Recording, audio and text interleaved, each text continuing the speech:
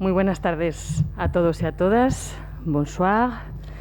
Nous commençons la dernière session du séminaire. Vamos a comenzar ya la última sesión del seminario, la sesión séptima, que lleva por título Conservar la memoria colectiva de las pandemias, conserver la mémoire collective de la pandemie. Y tenemos con nosotros a nuestros dos últimos conferenciantes. Por un lado, el profesor Philippe Artier, que ya es de la casa y de la familia, y Joaquín Borràs, que por primera vez nos acompaña y que esperemos que sea una de muchas que estén por venir. Voy a pasar a presentar primero a Philippe, que es el primero que va a hablar. Posteriormente os presentaré a Joaquín y, como siempre, haremos un debate final de las dos conferencias de esta última sesión. Philippe Artier es historiador, es director de investigación en el Centre National de la Recherche Scientifique en la École de Haute Étude en Sciences Sociales, y él trabaja sobre la historia de la escritura contemporánea, sobre todo en el ámbito occidental.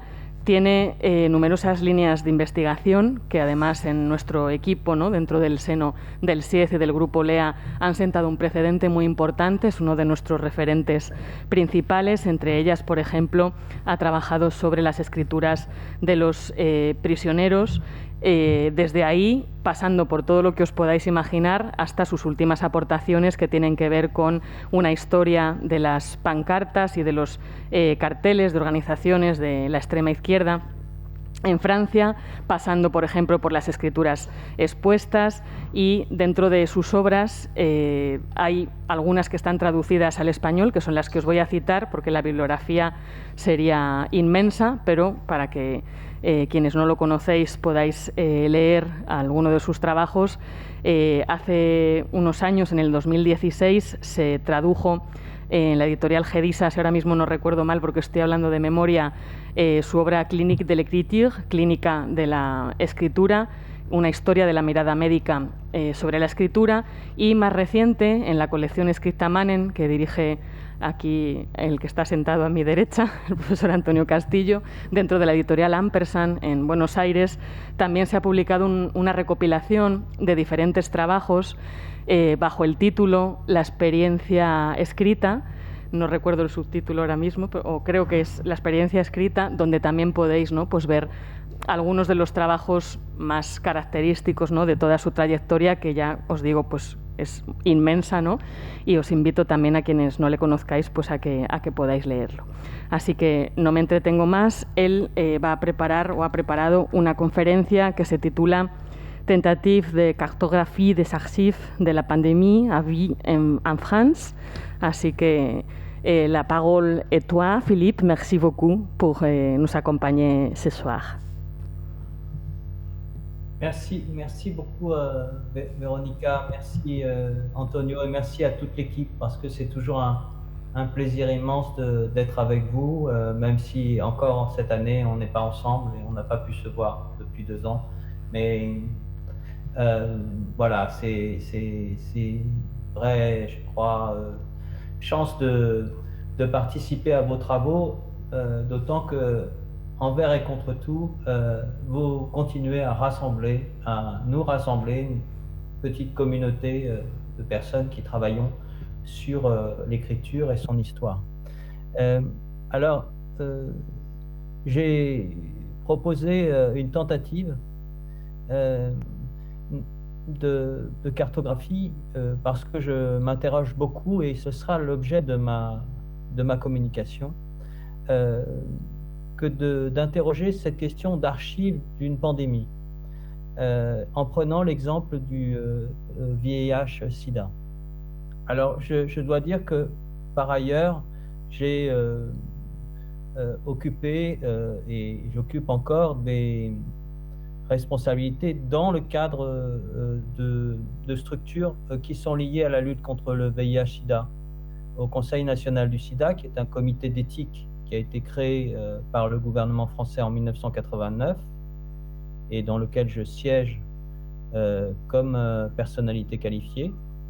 Et puis, par ailleurs, comme, et je dois le dire avant de commencer, comme une des personnes qui a participé à la création de l'association SIDA Mémoire, qui est un fonds d'archives autobiographiques lié aux personnes vivant avec le virus du sida. Alors, je voudrais, pour commencer, partir d'un constat sur nos sociétés contemporaines et leurs besoins d'archives et de ce que l'on pourrait appeler, en calquant... Est-ce que vous m'entendez bien là? C'est bien? Oui, oui. Calquant l'expression... C'est bien là? C'est parfait.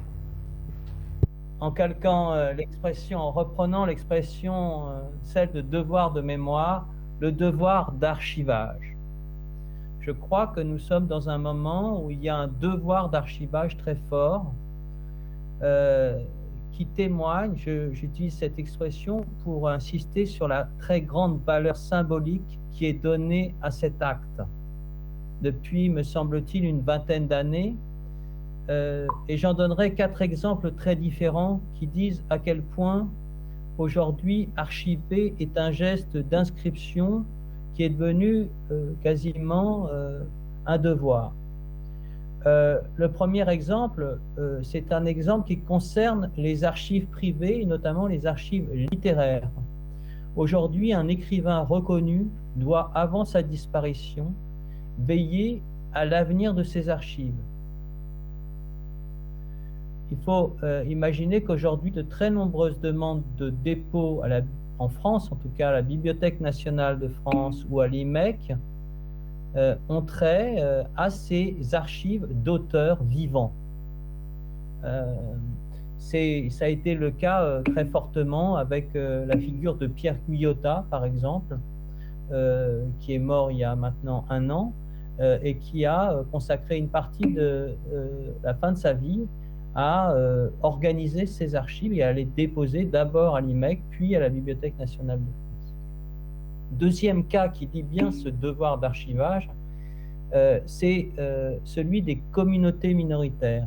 Une communauté minoritaire doit disposer, elle doit, encore une fois, le terme est elle considère qu'elle doit disposer d'un centre d'archives dont elle aurait le contrôle sur la collecte, le classement, la conservation et la communication. Et on a à Paris un cas absolument passionnant à suivre et tout à fait d'ailleurs problématique, qui est le cas de la communauté LGBT+, qui refuse d'intégrer ses propres archives aux archives nationales ou aux archives départementales de Paris, enfin les archives de Paris, et qui a récemment obtenu un accord de la ville, de la municipalité, pour avoir un local et du personnel propre. Troisième exemple que je voudrais, avant d'arriver à la question du sida, c'est après les attentats de janvier 2015 à Paris, comme à Madrid, il y a eu des mémoriaux éphémères qui ont été érigés, notamment sur la place de la République à Paris et face à la salle du Bataclan, la salle de spectacle qui a été l'objet de l'attentat.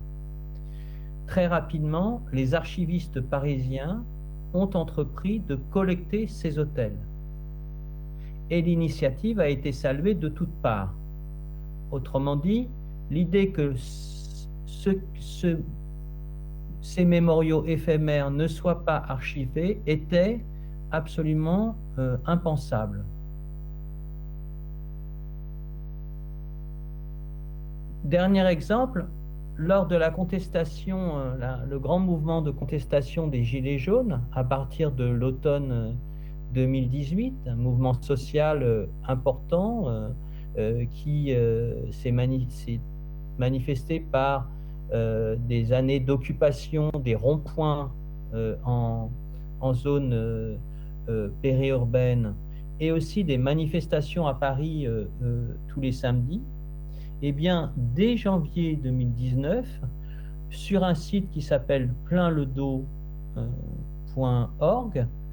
sont archivées les photographies du dos des gilets de ces contestataires. Et un archivage extrêmement sérieux, acte puisque journée après journée, et donc un inventaire très soigné de ces gilets banderoles. Alors, il n'est donc pas surprenant que très vite après le début de la crise sanitaire que nous vivons actuellement, des entreprises d'archivage des confinements aient été lancées en France, je pense aussi en Espagne, par des chercheurs, mais aussi par des institutions. En France, c'est le MUCEM, qui a été le musée de Marseille, musée européen de civilisation, qui a commencé à collecter notamment les masques artisanaux. Ma question, c'est comment archive-t-on une pandémie mondiale alors que la science archiviste a un acte de sélection et par conséquent un acte autoritaire. Et c'est autour de cela que je voudrais développer quelques éléments rapidement. La pandémie à VIH, la pandémie de sida, me semble être un cas précédent, qui a été un cas précédent avant ce devoir de mémoire, ou avant ce devoir d'archivage, et qui soulève à mes yeux un certain nombre de questions qui sont aujourd'hui extrêmement difficiles à formuler ou à poser dans ce qu'on pourrait appeler un moment du tout archivage. Alors je ferai une intervention en 3 points. Un premier point qui portera sur les objets, un deuxième point qui portera sur les spatialités et un troisième point qui portera sur les temporalités. Font 3 questions. La première, dans l'archivage de la pandémie du sida, qu'a-t-on archivé? Qu'est-ce qu'on a archivé? Qu'est-ce qu'on archive quand on dit qu'on archive une pandémie? Est-ce qu'on archive la pandémie ou la lutte contre le virus et la mobilisation biomédicale et sociale qui en découle? Alors, ce qui s'est passé à partir des premiers cas en 1980, c'est que l'archivage est d'abord médical dans une épidémie. La première archive, c'est le dossier médical individuel. C'est le premier échantillon, c'est le premier rapport d'échantillon. Et immédiatement après, les données épidémiologiques, dont l'objet est précisément le recensement des cas individuels, précisément l'archivage des cas individuels. Il y a ensuite une troisième couche d'archives qui est l'ensemble des documents qui constituent la réaction à la fois scientifique, c'est-à-dire les recherches qui prennent la forme d'articles et de colloques, mais aussi les réactions politiques, les décisions, les lois, les jugements, les réglementations.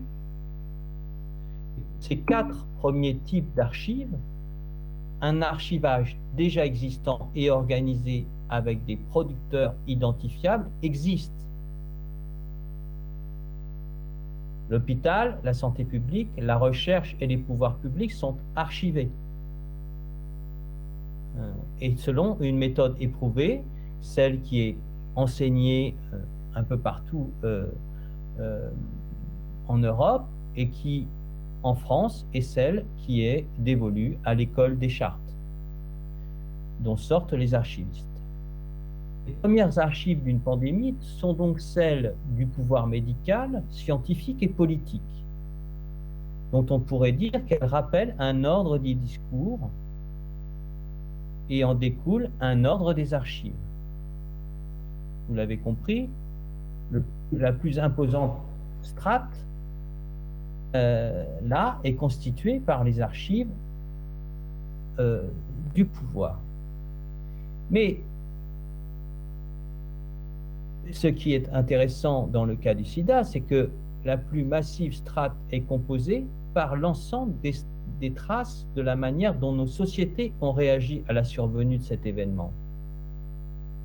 Et ces traces-là, elles sont par nature fragmentaires et éparpillées dans l'autre partie des archives. Traditionnellement, on distingue archives publiques et archives privées. Les archives privées.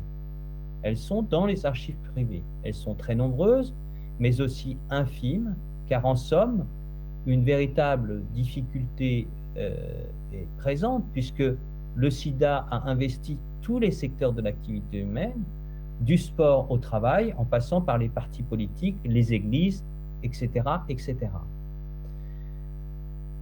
Et donc, il n'y a pas d'archives du sida, mais les archives de la vie en temps d'épidémie, les archives du quotidien, celles au fond qui rejoignent celles qu'ont collectées Mass Observation en Angleterre à partir des années 30-40. Parmi ces traces sont celles de la lutte contre le VIH-Sida par des groupes d'individus, des collectifs et des associations principalement. Suivant les cas, ces traces ont été plus ou moins conservées, parce que ces archives privées jusqu'aux années 2000, et les années 2000, elles sont marquées en 2001 en France par le centenaire de la loi sur les archives, sur les associations de 1901.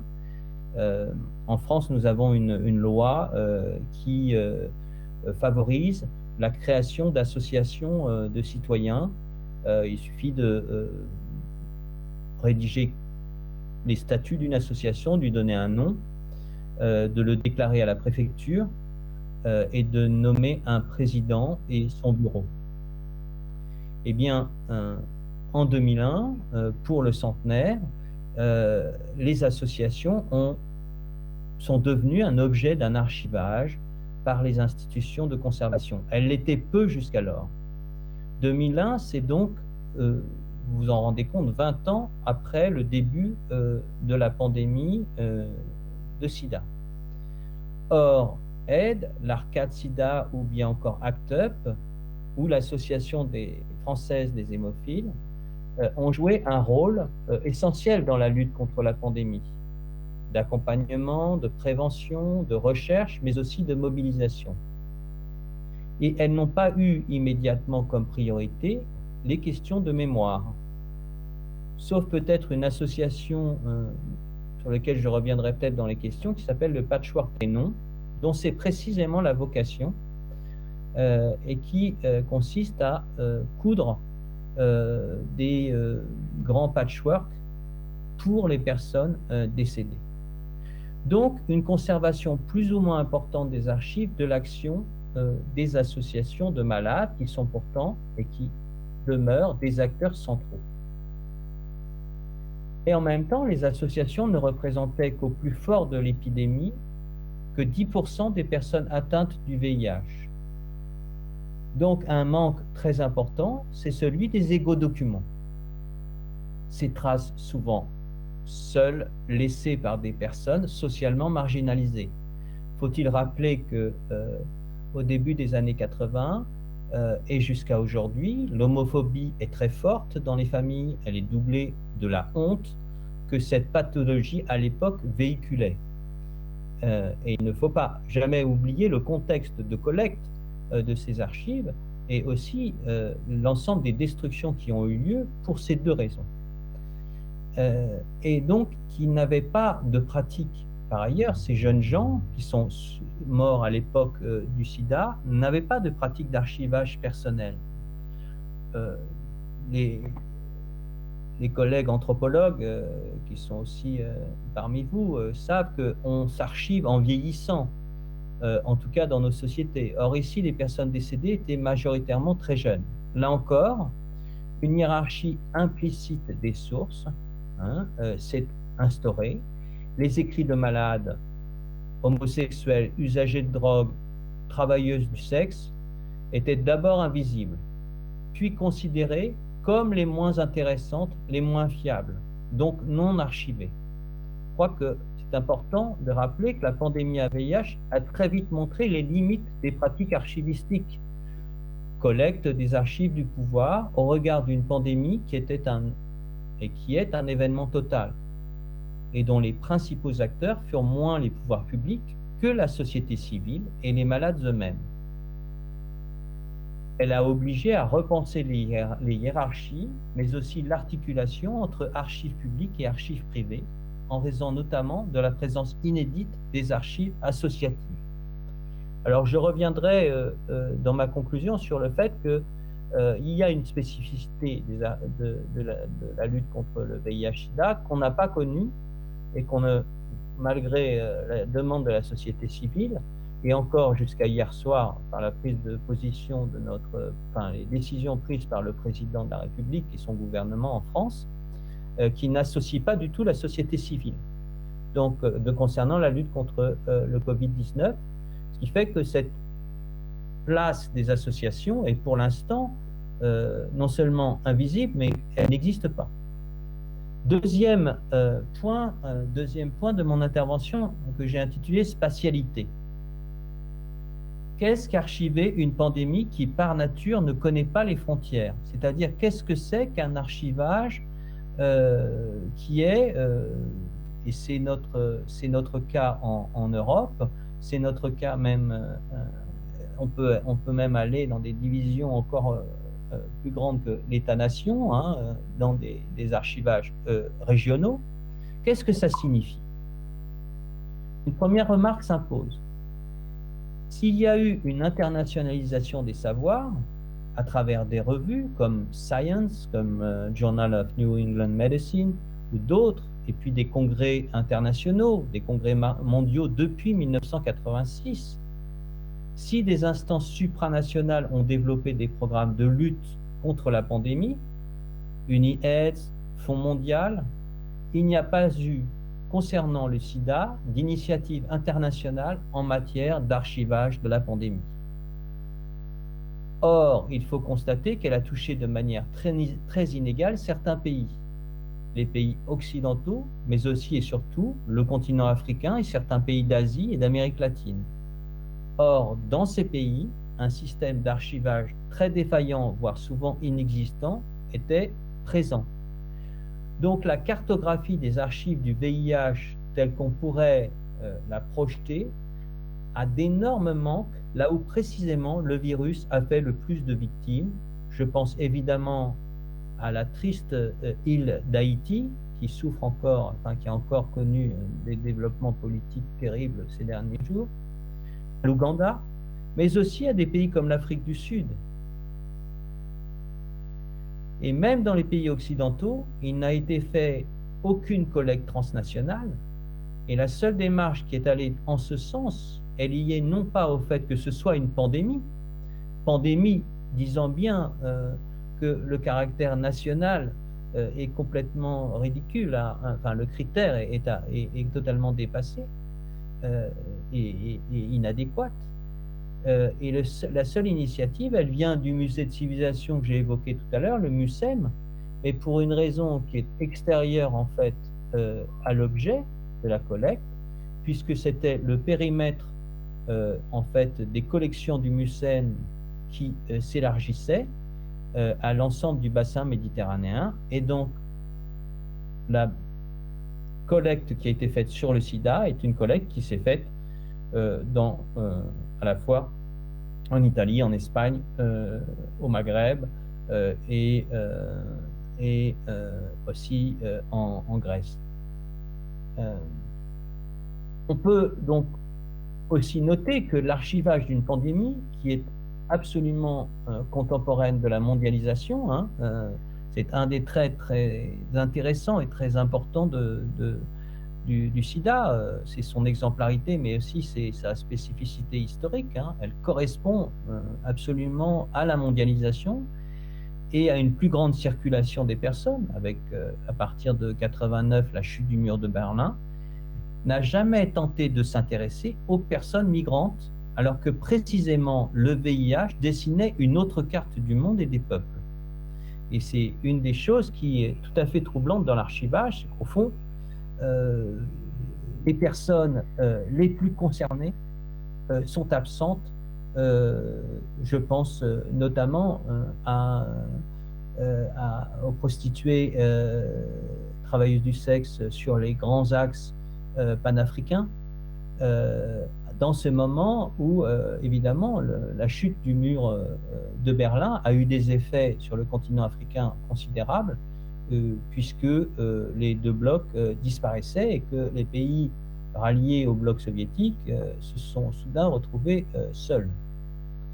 En France, l'archivage a lui aussi respecté le découpage administratif. Aux archives nationales sont allées les archives des administrations centrales et des associations nationales, le ministère de la Santé en particulier, les archives des associations, AIDE et ACT UP, tandis que les archives départementales ont accueilli tous les documents relatifs aux luttes locales, agences régionales, hôpitaux, associations. Et enfin, les archives municipales, dernier échelon, ont conservé les traces d'un certain nombre d'initiatives. Or, si vous voulez, toute la logique transversale de la lutte contre le sida a disparu, a fondu dans cet archivage qui a épousé les structures de l'archivage traditionnel. Mais aussi, une autre logique très hiérarchique est venue s'ajouter à cette première distribution. Au sein des archives privées, les archives de certains malades ont été valorisées plus que d'autres. Le sida ayant frappé de nombreux intellectuels, écrivains et artistes, ce sont ces archives privées qui ont été collectées. Autrement dit, c'est la notoriété des malades qui a primé sur l'intérêt de leur fonds pour une histoire de la pandémie. Alors, on ne citera personne, mais on peut citer quand même quelques noms d'éditeurs, d'écrivains qui ont écrit sur le sida, mais dont on peut se demander dans quelle mesure ces documents sont non pas représentatifs, mais disent quelque chose de la pandémie, sauf à penser qu'elles disent quelque chose des représentations de la pandémie. Aussi a-t-on aujourd'hui ce que j'appellerais un archivage par le haut, bottom, de la pandémie à VIH, alors que pardon, pas le bottom, justement le up, alors que cette épidémie a touché majoritairement des personnes qui vivaient dans la marge de la société, ceux qu'on pourrait nommer après Foucault les hommes infâmes, usagers de drogue, homosexuels, migrants. Or, ce sont les archives des hommes illustres qui ont été collectés, celles des savants, de Luc Montagnier qui a découvert le virus avec Françoise Barré-Sinoussi, des intellectuels et artistes, Copy, l'Argentin Copy, Hervé Guibert, Keith Haring, l'artiste. Autrement dit, cette carte des archives reflète très partiellement ce que fut la pandémie, et elle est aussi inégalitaire que l'accès au traitement. Il y a comme ça une sorte de calque des archives. Et si certains collectifs, notamment LGBT+, ont cherché à constituer des archives alternatives, il faut bien reconnaître que c'est toujours les personnes les plus socialement élevées qui ont fait l'objet de l'archivage, pour une raison simple, et qu'on connaît bien avec nos amis Antonio et Veronica, c'est que plus on est précaire, plus on est marginalisé, moins on conserve de traces de sa vie, pour une raison qui est purement matérielle, c'est que plus on déménage, moins on a de place chez soi, moins on garde de traces. Dernier point, rapidement, parce que je ne voudrais pas monopoliser le temps, temporalité. Prenons enfin donc la dimension temporelle de l'archivage. Comme la Covid-19, le VIH-Sida a émergé soudainement, et contrairement à ce que l'on aurait pu croire, ce temps de la crise s'est étendu dans le temps. Et on le voit très bien, là aussi, concernant la Covid-19. Le VIH-Sida a profondément bouleversé nos sociétés, et il a fallu presque 10 ans en France pour que les pouvoirs publics prennent la mesure du problème. De ce point de vue, on n'est pas du tout dans la situation de la Covid-19. Mais les sciences sociales n'ont pas été plus réactives. Et c'est le sociologue autrichien Michael Pollack qui, lui-même atteint par le VIH, a été le premier à lancer des enquêtes, notamment cette enquête sur les homosexuels et le sida en France en 1986. Autrement dit, la collecte des données autres que biomédicales est toujours décalée par rapport au début de la crise. Et l'archivage, par définition, aussi. Il a fallu que le sida devienne un enjeu politique majeur à la suite du rapport d'un professeur de santé publique qui s'appelait Claude Gau, pour qu'il apparaisse comme un sujet, un mot-clé, pourrions-nous dire, dans la production documentaire. Il ne pouvait en être autrement. Et l'on peut se demander, d'ailleurs, dans quelle mesure l'archivage ne suit pas toujours la temporalité de l'événement.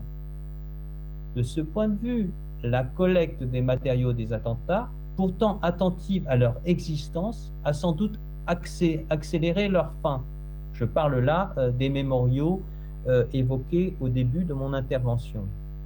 Il y a dans le rapport d'archivage et dans son rapport à l'action un effet évident qu'on ne peut pas, je crois, en tout cas, soustraire à nos réflexions.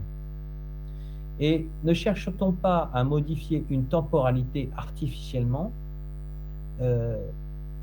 en archivant pour répondre à des injonctions sociales?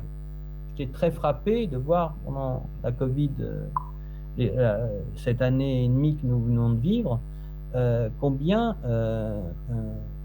les questions d'archivage ont été immédiatement mises en avant, et d'ailleurs le thème de votre colloque en témoigne. Ce qui est intéressant dans l'archivage du VIH, c'est que très vite, en fait, c'est la lutte contre le virus qui a pris le dessus. Autrement dit, s'il y a des archives du sida, c'est parce que les malades et les collectifs de malades ont été les acteurs de la lutte. Et je veux à nouveau ici souligner, alors je ne sais pas si c'est, j'ai l'impression, mais moins peut-être parce que l'histoire est moins centralisée qu'en France, souligner que dans le cas de la Covid-19, dans la mesure où en France les pouvoirs publics n'ont pas eu recours à la société civile, il n'y a que des archives passives, si je puis utiliser ce terme comme on l'utilise pour les bibliothèques. La bibliothèque passive, c'est la bibliothèque que l'on reçoit, c'est les livres que l'on reçoit, pas les livres que l'on achète ou que l'on lit, mais c'est les livres que l'on reçoit. Donc il n'y a que des archives passives de la Covid-19, en dehors des documents produits par le pouvoir. Et en France, on a pu observer que la pandémie a été le thème de nombreuses prises de parole d'intellectuels cherchant à donner un sens à cette pandémie. Je vous renvoie notamment, peut-être que le texte, parce que le texte, certaines prises de parole ont eu des échos au texte de Bruno Latour, autour de l'expérience de la Covid. Ce qui n'avait pas été le cas pour le VIH-Sida.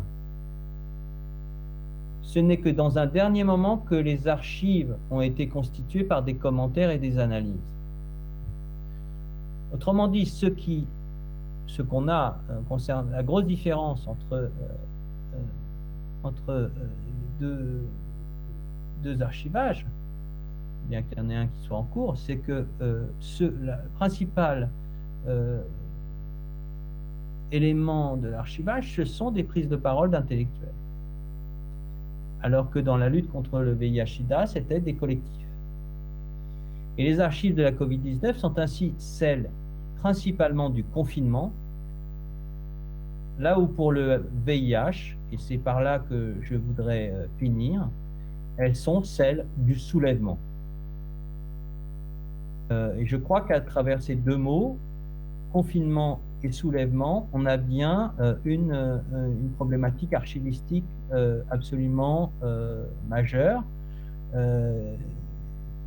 Les archives finalement du quotidien d'une pandémie ou les archives d'une mobilisation contre une pandémie. Je vous remercie beaucoup.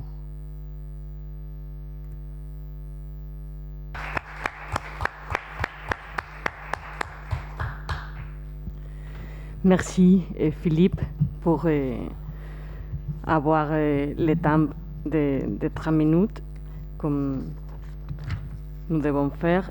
Y alors voy a presentar a Joaquín Borràs para entrar ya en la última de nuestras ponencias. Y sobre Joaquín, Aunque tenemos todos la hoja de presentación, brevemente os cuento que es licenciado en Geografía e Historia por la Universidad de Barcelona y máster en Archivística por la Universidad Autónoma de Barcelona. Ha dedicado su actividad profesional a la formación en archivística y a la gestión de documentos en diferentes instituciones y también forma parte del equipo docente del máster en archivística de la Universidad Autónoma de Barcelona y la Universidad Rovira Virgili de Tarragona. Además de colaborar en numerosos cursos, lo que quisiéramos destacar sobre todo es que actualmente es el archivero jefe del Ayuntamiento de Barcelona y dentro de este cargo ejerce la dirección del sistema de gestión municipal de archivos, la implementación del plan estratégico de las políticas archivísticas y la coordinación de numerosos centros que confluyen, ¿no?, en el sistema municipal de archivos de Barcelona. También fue director del archivo de la Universidad Pompeu Fabra y del archivo del Instituto de Tecnología de la Construcción de Cataluña ITEC, así como del Palau de la Música Catalana.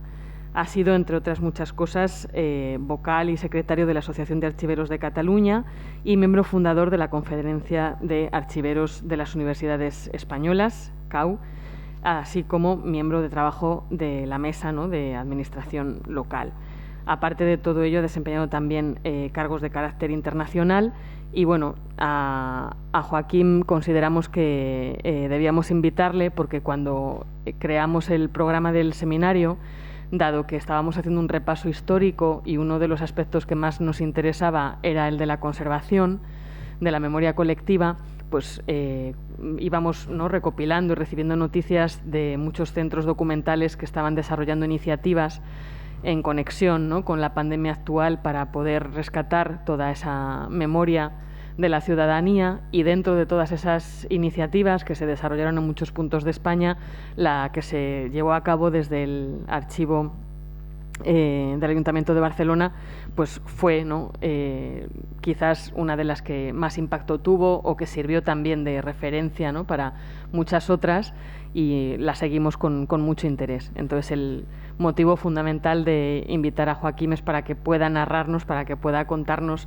esa experiencia que desarrollaron, y de hecho por eso su conferencia, como veis, ¿no?, lleva el título que le dieron a esta misma iniciativa, que es Memorias de la Pandemia, una colección digital del Archivo Municipal de Barcelona. Así que, Joaquim, te doy la palabra. Muchas gracias por acompañarnos esta tarde y te escuchamos con mucho interés.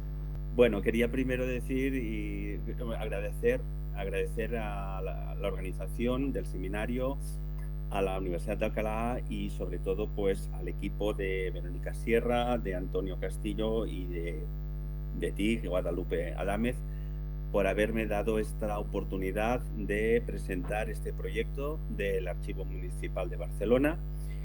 Y, por supuesto, pues lo primero, expondré un breve contexto de estas campañas para un poco contextualizar. Sí, luego también un poco os presentaré la planificación de esta iniciativa municipal. Entraremos ya también a ver las colecciones, o sea, esto ya hablaremos que es una colección con diversas colecciones, ¿eh? Después trataré brevemente también de las bases de la preservación y del tratamiento de las colecciones, el futuro de estas colecciones, que es obvio que es la investigación y la difusión, porque no lo vamos a guardar solamente por guardar, sino para difundir, para que esto esté a disposición de todos los investigadores. Y al final, si me da tiempo, unas breves reflexiones que he dicho en punto y aparte, porque considero que todavía, como por desgracia la pandemia no ha terminado, no podemos cerrar del todo este proyecto. Bien, entonces, bueno, frente a la irrupción y la expansión súbita del coronavirus en marzo del 2020, como ustedes ya saben, varias iniciativas de archivos, sectores profesionales y otros centros patrimoniales empezamos a esbozar unas campañas para documentar esta pandemia y sus consecuencias en tiempo real, porque realmente los centros, los archivos tuvimos una actitud proactiva para archivar testimonios producidos espontáneamente o en el contexto de alguna campaña institucional. Ello pretendía pues captar, recoger, introducir documentos de cualquier naturaleza que podían ser fotografías, vídeos, textos, dibujos o cualquier otra evidencia documental. Bien, pero como antecedentes a estos proyectos archivísticos de memoria de las pandemias, tenemos que retrotraernos a campañas anteriores en las que los hechos se sucedían casi en tiempo real o contemporáneamente, circunstancias que significaron un reto a las funciones tradicionales de los archivos. Como ustedes ya saben, hasta prácticamente el siglo XXI, los archivos solamente recibían aquellos fondos y colecciones como consecuencia del paso del tiempo o de una voluntad expresa de un legado por parte de una persona, de un colectivo, para que este legado formara parte del patrimonio documental con el paso del tiempo.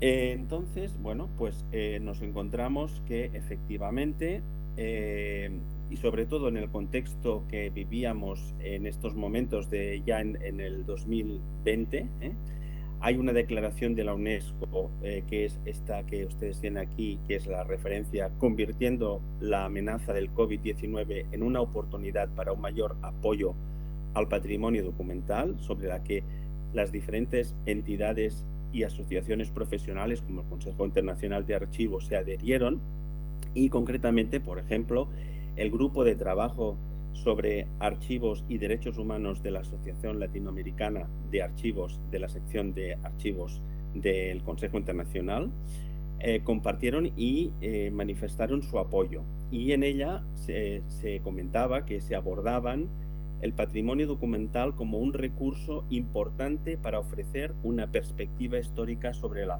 forma en que los gobiernos, su ciudadanía y la comunidad internacional abordaron las epidemias en el pasado, y por consiguiente se destacaba la importancia de la preservación de los documentos sobre la pandemia actual para garantizar futuras investigaciones.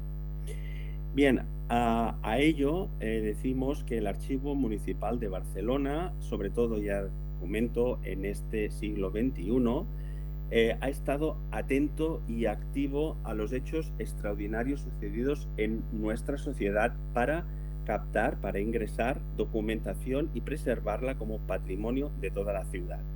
En este sentido, destacamos, como verán ustedes, dos hechos, que es una cosa totalmente extraordinaria, que fue el memorial de los atentados de la Rambla en 2017, que ahora, como también Philippe nos ha comentado, también los archivos nacionales en París, también a raíz de los atentados, también fueron muy activos para poder conservar y preservar todos estos documentos que nacían de la reacción espontánea de la ciudadanía. Y otro hecho por el que también estuvimos pues atentos fue a recoger todos los testimonios alrededor del referéndum en Cataluña del 2017. Bien, en cualquier caso, comentar, claro, yo represento en este caso, o me siento parte de la archivística, ¿no? Entonces, aquí hay elementos metodológicos que se han tenido que salvar, ¿no? Se han tenido que cuestionar, ¿no? Primero, esta documentación, lo primero es que determinar que no hay un productor único, así como hay otros archivos que podemos decir hay un productor que sobre todo atiende al principio de proveniencia. En este caso estamos hablando de documentos producidos por varias personas, por varios ciudadanos. El segundo elemento es que, bien, aunque muchas veces se habla de archivo de la pandemia, yo he leído muchas veces en literatura sobre todo de otros países que hablan de estos archivos, realmente nosotros hemos considerado, al menos en nuestro caso, que es más una colección, porque realmente son documentos de origen diverso, no hay un productor único, y en este caso no podemos considerarlo como un archivo, sino como una colección. No es un fondo único, sino son documentos que pertenecen a una o a varias colecciones. Tercer elemento sería reconocer que el soporte de estos documentos es nativamente digital. Algunos son totalmente ya han nacido digitalmente, por ejemplo las fotografías, por ejemplo algunos textos, pero también otros no son el soporte originario, sino que son copias digitales de un original que a veces está en posesión de sus productores. Asimismo, esta campaña de memorias de la pandemia del Archivo Municipal de Barcelona se debe contextualizar en campañas que no son únicamente nuestras, sino que, por ejemplo, en la primera que nos inspiró fue la propia Asociación de Archiveros y Gestores de Documentos de Cataluña, que en el año 2017 impulsó varias campañas con el nombre de Archivar el Momento. Realmente es una iniciativa que nace en algunas universidades americanas como Maryland, que era el Documenting the Now, que pretendía también archivar todo lo que sucedía a partir de los hashtags que se producían en Twitter. Y la Asociación de Archiveros de Cataluña también impulsó varias campañas, dos de las cuales son las que nosotros nos hemos inspirado, que tenían como objetivo incentivar y ayudar a los archivos a recoger evidencias documentales relacionadas con eventos los más impactantes de nuestro tiempo.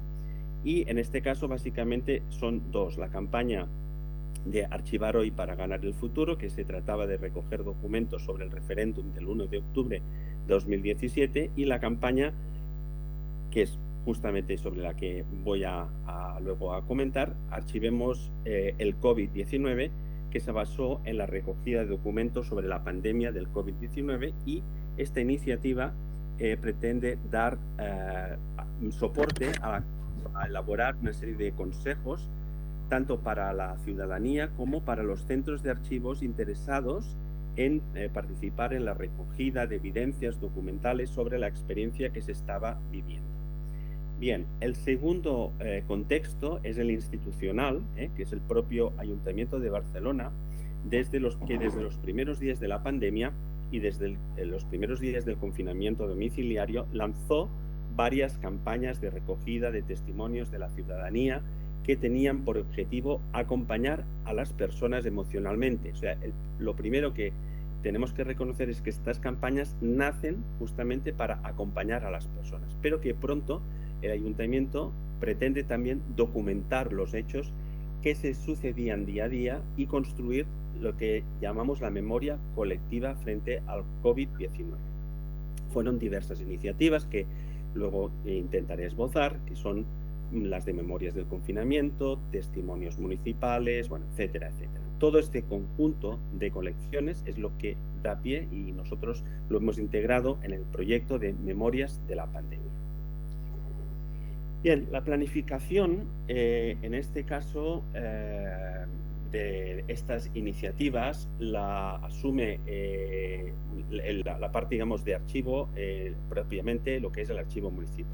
El ayuntamiento impulsó diversos proyectos para conservar y documentar la memoria pública del COVID-19 y se lanzaron varias campañas, como comentaba. Pero sobre todo, esto ya es algo que es obvio, a través de web y de redes sociales, para recoger muchos documentos. Es decir, así como quizá en campañas anteriores se también daba como opción la entrega física, en este caso, por razones obvias, la gente no se podía desplazar de su domicilio, y tampoco por cuestiones, digamos, de prevención no se aconsejaba recoger soportes físicos.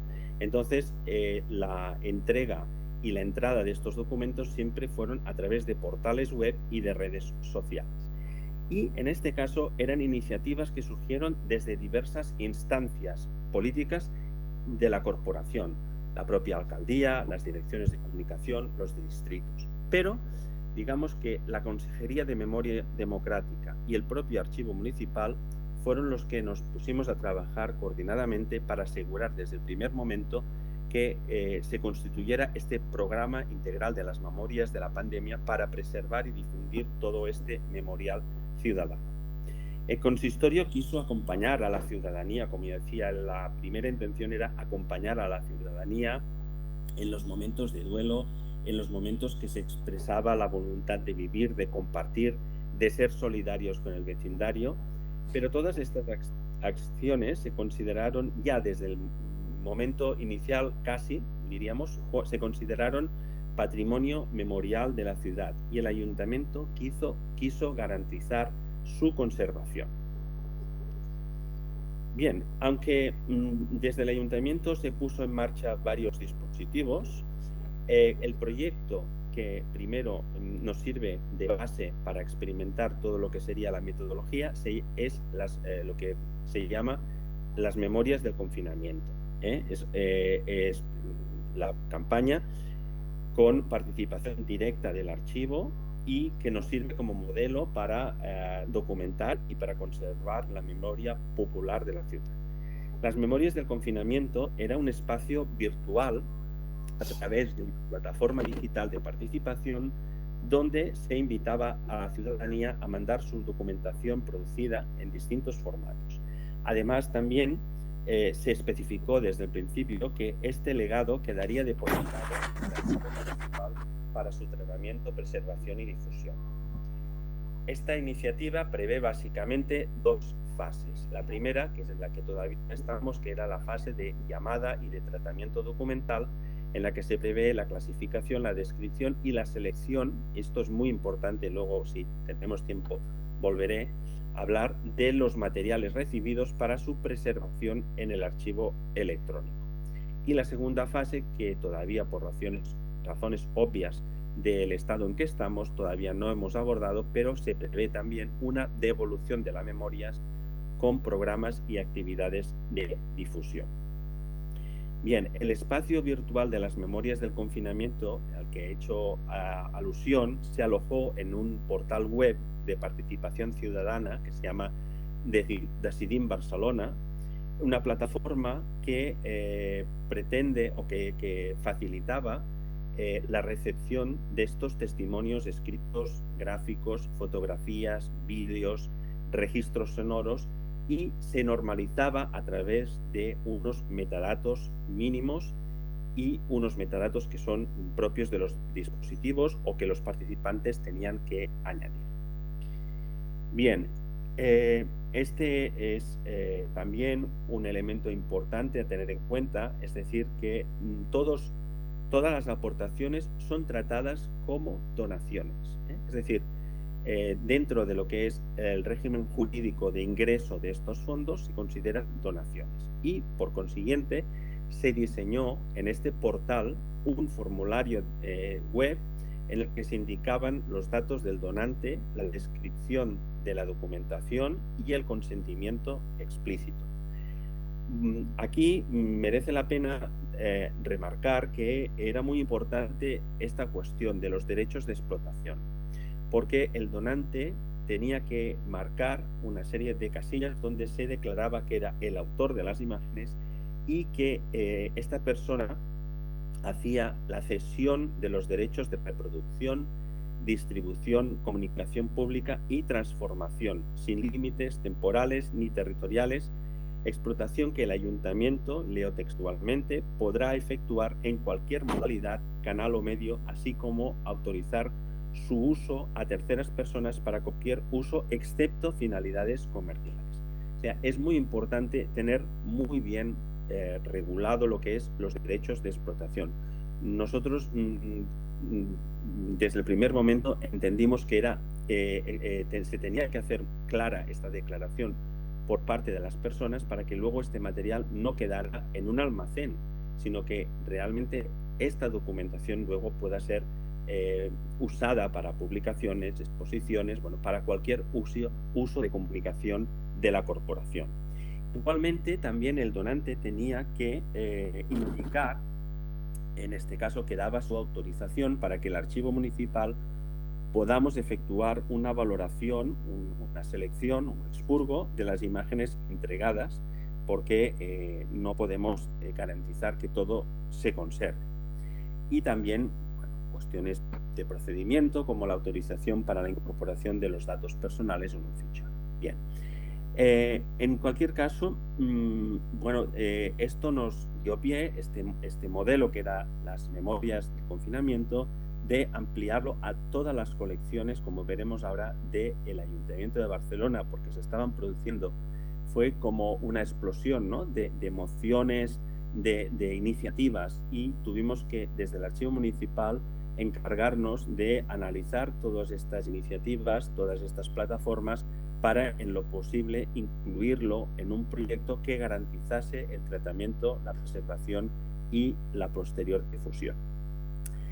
Otra iniciativa que, además de esta, nos hicimos cargo directamente desde el Archivo Municipal fue estos testimonios de servicios municipales. En paralelo a las memorias populares del confinamiento, el archivo se puso en marcha para documentar testimonios del personal municipal.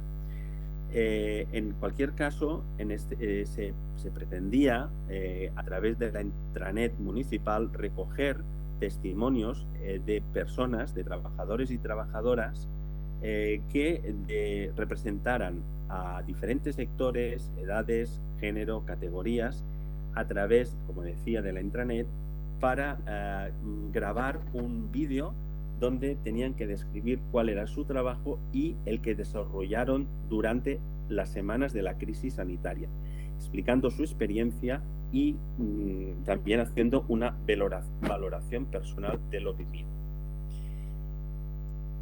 A continuación entraremos ya a hablar de estas colecciones, de las características, de las fuentes y la creación de estas colecciones digitales. Como dije, en el principio no hubo una intención clara de crear un programa, pero pronto se pusieron las bases para asegurar su preservación y su tratamiento de estas colecciones digitales.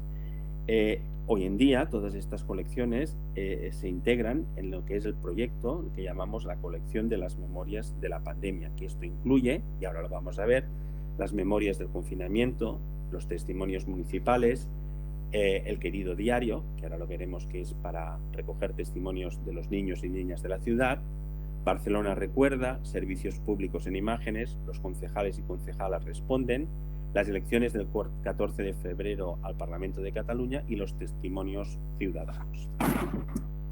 En cualquier caso, hemos ya hecho alusión a una de las colecciones principales, que eran las memorias del confinamiento.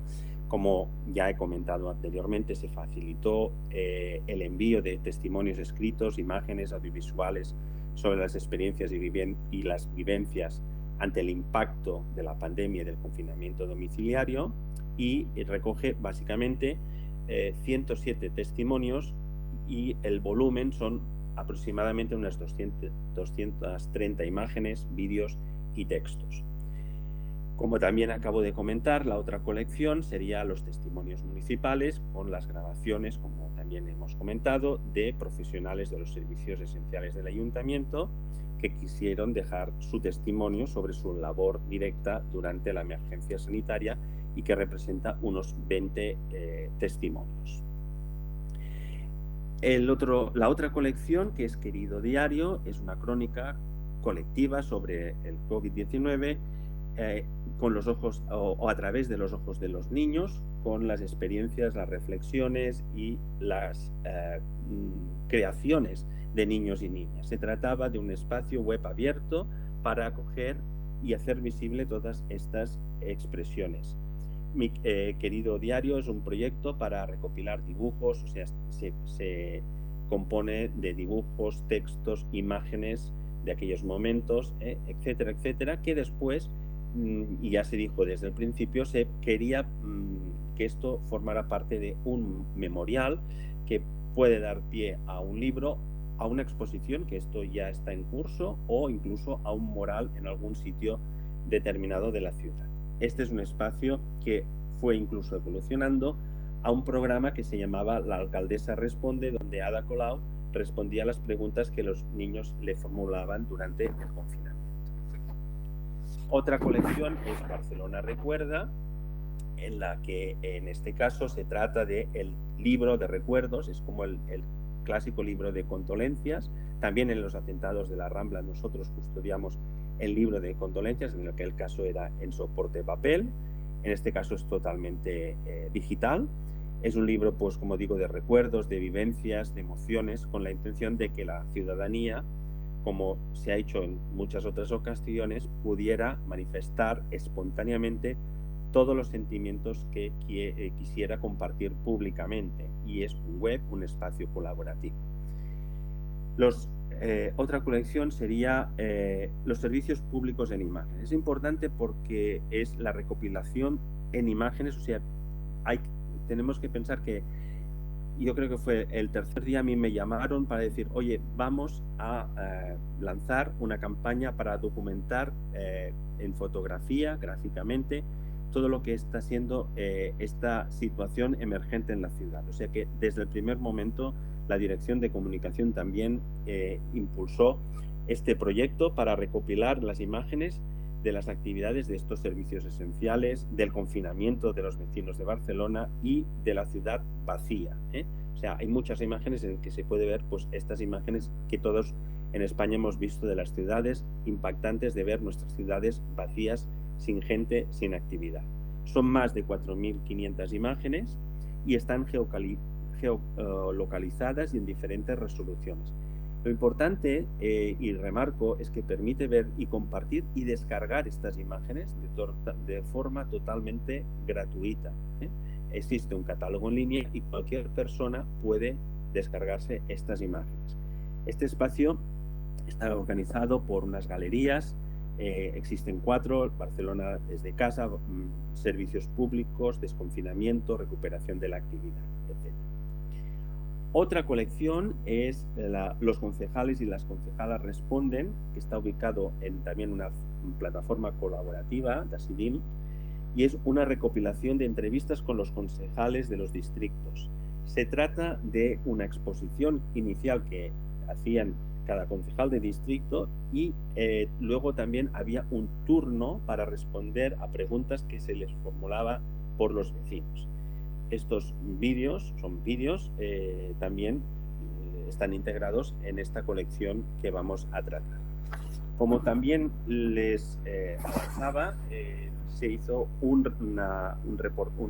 proyecto específico de las elecciones del 14 de febrero, que era una galería de imágenes de las elecciones al Parlamento en tiempos de pandemia con las restricciones sanitarias y de seguridad que se impusieron para estas circunstancias. El último proyecto de estas colecciones, o la última colección, sería Testimonios Ciudadanos, que es para nosotros muy importante, porque son 58 entrevistas en formato de vídeo de unos 30 y 40 minutos, donde se da voz a personas de diferentes orígenes, edades, géneros y culturas, para visibilizar las memorias de personas que la historia oficial no suele tener en cuenta. Aquí, por ejemplo, nos encontramos colectivos que muchas veces no son los que realmente tenemos la visión, ¿no? Cuando empezamos a ver las imágenes de las personas en los balcones o haciendo en su casa deporte o haciendo pasteles, etcétera, hay todo un grupo que quedó al margen. Y de aquí que nos interesó, y porque esta gente realmente no tenía a veces medios, documentar esta otra visión de estas personas que pertenecen a asociaciones de comerciantes, a vendedores ambulantes, a mujeres migrantes, a personas sin techos, a jóvenes, a colectivos LGTBI, etc. Por consiguiente, las entrevistas se formularon para que cada persona diera respuesta a las mismas preguntas, como por ejemplo cómo les había afectado el confinamiento y el COVID, qué recursos disponían y cuál era su entorno. Estas 53 entrevistas también se incorporan a este proyecto. Bien, hay otras iniciativas impulsadas por entidades ciudadanas, sobre todo de los barrios, que también se planteó si las podíamos incorporar. Efectivamente, en este caso tuvimos que de momento dejarlas por ahora al margen porque no había las mismas bases tratadas y tampoco nos encontramos que en este caso no estaba regulado el tema de los derechos de uso. Bien, voy avanzando porque creo que queda poco. Simplemente comentar que, y esto ya lo hemos visto, que el objetivo es tratar y describir en el sistema del archivo electrónico, en la plataforma de OpenText, toda esta colección. En este caso se tratará de hacer una descripción de cada colección a nivel de agrupación documental con todos estos metadatos que hemos ido recogiendo, el título, la fecha, el productor, Por eso la importancia que comentaba ahora le estaba comentando, de que otras colecciones ciudadanas han podido de momento quedar al margen porque quizás no tenían regulado todos estos elementos que son imprescindibles para luego un archivo. En este caso, pues las tareas es la descripción, pero evidentemente tendremos primero que hacer una extracción de su plataforma de origen. He dicho que algunas están en un portal web. Tendremos que hacer una descripción normalizada y en este caso, después de esto, tendremos que hacer la ingesta en el gestor documental, en OpenText, con todo el conjunto normalizado de los metadatos. Bien, el futuro de la colección, en este caso, es la investigación y la difusión, y el proyecto de las memorias de la pandemia siempre partió del derecho de la memoria que el ayuntamiento tiene que garantizar para todas las personas. Además, se insistía que la construcción de las memorias a partir de las experiencias de la pandemia tienen que ser plurales y diversas, y que para ello se ha insistido que no solo se debe incorporar la memoria de las clases más visibles, como antes les comentaba, sino que se tiene que tener una atención especial para hacer emergir las memorias tradicionalmente más invisibles o incluso olvidadas. Este es el ejemplo que hemos visto de la campaña de testimonios ciudadanos comunes, en la que el ayuntamiento quiso encargar esta serie de reportajes para personas cuya experiencia y vivencias no estaban contempladas.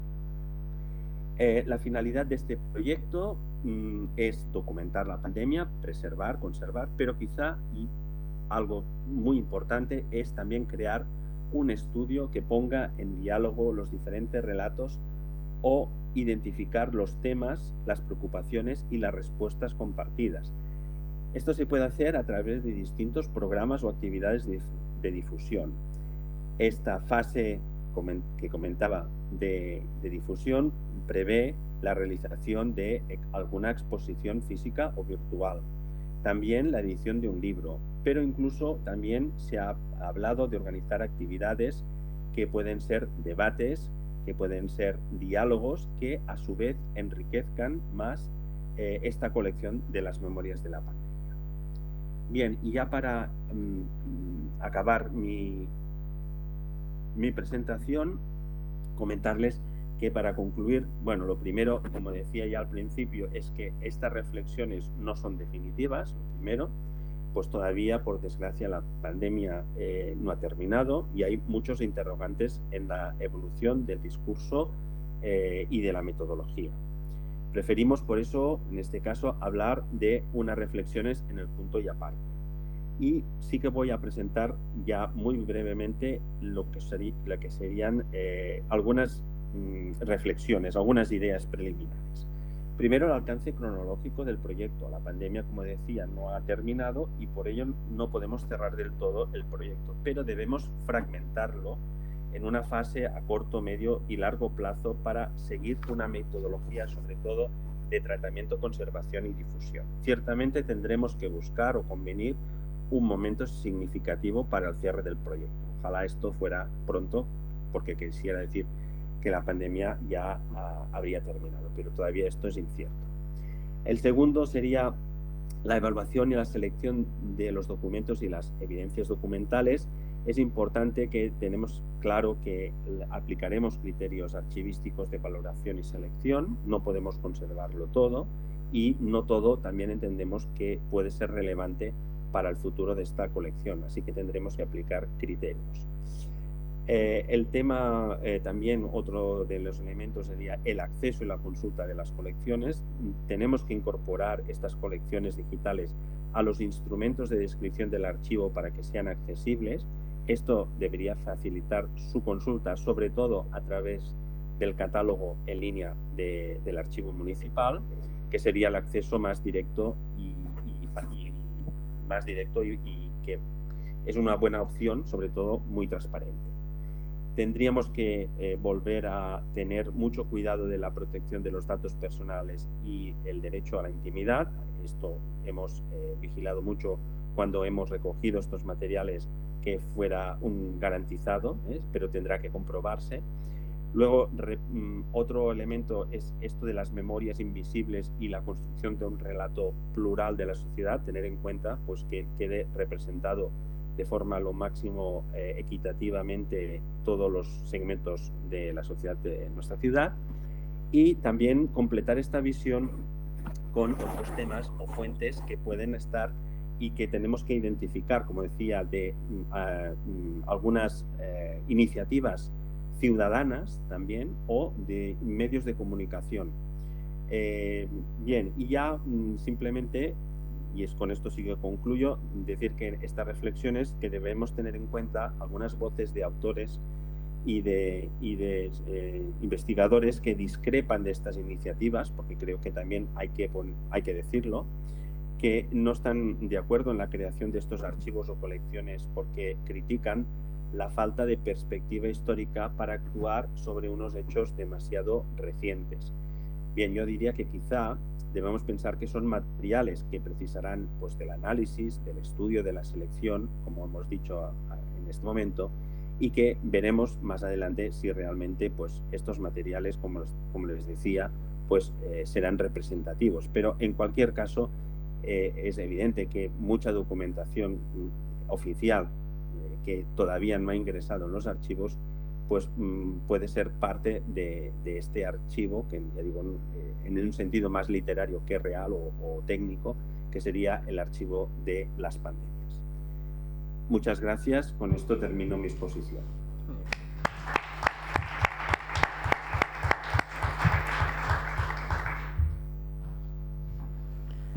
Pues muchas gracias, Joaquín, por haberte también atenido al tiempo. Creo que has hecho una síntesis, nos ha quedado todo clarísimo. No sé por qué hay esos ruidos extraños de vez en cuando. Nos invade, no sabemos qué espíritu. Y bueno, vamos a empezar entonces, si os parece, el debate. Vamos muy bien de tiempo, incluso podemos estirarlo un poquito más si fuera necesario. Así que vamos a abrir el turno de palabra tanto a las personas que están presencialmente en la sala como también a los participantes online, que recuerdo que para poder encender el micro tienen primero que levantar la mano y desde aquí pues les daremos paso. Es decir, que el chat funciona muy bien, pero que también si quieren hablar, por supuesto que tienen su micrófono y les escuchamos con mucho gusto. Veo que Philippe ha pedido la palabra, así que puedes empezar. Tu peux commencer. Oui, merci beaucoup. Je voulais réagir tout de suite à la communication de Joachim qui m'a beaucoup intéressé de ce que j'en ai compris, c'est-à-dire pas beaucoup de choses, mais c'est une question qui m'est venue en relation avec ce que nous avons dit concernant les mémoriaux des attentats. Et concernant aussi ce que Béatrice Frankel formulait dans son livre autour du contrat social et des écrits dans l'espace public. Et je me posais la question de savoir si au fond, dans tout ce que vous nous avez montré, dans ces collectes, et aussi dans ces productions, il n'y avait pas l'idée sous-jacente ou même explicite de faire par des archives du commun. Autrement dit, les archives pouvaient précisément réparer, des archives pas thérapeutiques mais réparatrices par rapport justement à cette pandémie qui a beaucoup isolé. Et le rôle que là, l'archiviste que vous êtes joue est tout autre finalement que celui qu'il était jusqu'à présent. Parce qu'au fond, vous devenez un acteur, non pas de mémoire, mais du présent. Sí, gracias, Philippe. Sí he entendido bien porque también mi francés no es muy bueno, al menos la comprensión un poco. Bien, en este caso nosotros lo que hicimos es una acción directa de poder recopilar toda la documentación que espontáneamente había producido las personas que, como ustedes saben, durante los atentados en la Rambla el 17 de agosto del 2017, fueron depositando en todos los sitios significativos de este paseo tan simbólico de la ciudad. Nosotros lo que primero intentamos es preservar, ¿no?, y garantizar. Piensen que además los documentos sufrieron daños porque estaban en el suelo. Luego la cera había dañado porque había muchas velas y habían dañado los documentos. Entonces nosotros lo que primero tuvimos que garantizar fue esto. Luego, y esto un poco quizá respondo a la pregunta, se digitalizó todo este fondo y a través de nuestro catálogo se puede consultar los documentos de los atentados de Barcelona. Y esto, como otras ciudades, como Philippe decía, como París, como Londres, como Berlín, que también sufrieron atentados, ¿no?, y que también los archivos locales y nacionales tuvieron un papel importante. Claro, yo creo que hay que esperar y tener una perspectiva, ¿no? Esto es lo que ha cambiado, el paradigma ha cambiado mucho, ¿no?, de los archivos. Antes se esperaba el paso del tiempo para recoger y para documentar los hechos. Ahora esto se sucede en tiempo real. Entonces, nosotros, además, y esto es otro elemento, participamos en un proyecto de organizar una exposición virtual, un portal web donde se exponía todo este material. Y este material de documentos están, en este caso, custodiados en el archivo municipal, pero también los objetos ingresaron en el Museo de Historia de la ciudad de Barcelona. Y esto todo forma este memorial de la Rambla. Yo no sé si más o menos he entendido y si quizá ha quedado algo por responder. No sé si era esto. Si, mais je parlais plus globalement de ce que vous avez fait avec la Covid et de cette fonction, mais je ne veux pas monopoliser, cette fonction particulière qu'on assigne aujourd'hui aux archivistes et aux archives réparatrices concernant, après le confinement et de fait, on a l'impression qu'il y a, qu'il y a une énorme masse archivistique là, sí. Et dont on a besoin, socialement besoin. Mais sí. Voilà. Je porte ça au débat aussi parce que c'est très bien d'archiver, mais comme vous savez, ça coûte, en France, ça coûte 60 € le mètre linéaire par an à l'éternité. Ok, 60 € par an à l'éternité. Donc, sí. Ça veut dire que c'est un geste politique qui n'est pas sans conséquence. Sí, sí. Nosotros lo que tenemos también previsto es hacer esta devolución a la ciudad de todo lo que tenemos, ¿no? Porque nosotros somos depositarios de un legado que es la memoria popular de la ciudad, ¿no? Entonces, esto es nuestra... Yo creo que es casi más importante esto que el hecho simple de conservar, porque esto es lo que hemos hecho durante siglos y siglos, pero creo que los archivos tienen que estar abiertos, y no solo abiertos para los investigadores, sino para toda la ciudadanía. Y esto es lo que tenemos que estudiar para hacer posible con las memorias de la pandemia en el futuro. Sí, le voy a dar paso a Antonio. En realidad, en la exposición, Joaquín lo ha señalado, ¿no?, la multifuncionalidad que hoy cumplen los archivos y los archiveros y archiveras, que es tan diferente y que muchas veces se escapa a lo que entendemos que es el propio trabajo archivístico, ¿no? Es decir, ahora ya el archivo no es solo un archivo, ¿no? Va mucho más allá de las funciones tradicionales del archivo. Sí, en relación con lo que Philippe comenta, dans ce cas, Philippe, je vais parler en español. Yo creo que habría que distinguir tal vez, y no sé si su pregunta va o su intervención va por ahí, dos fases.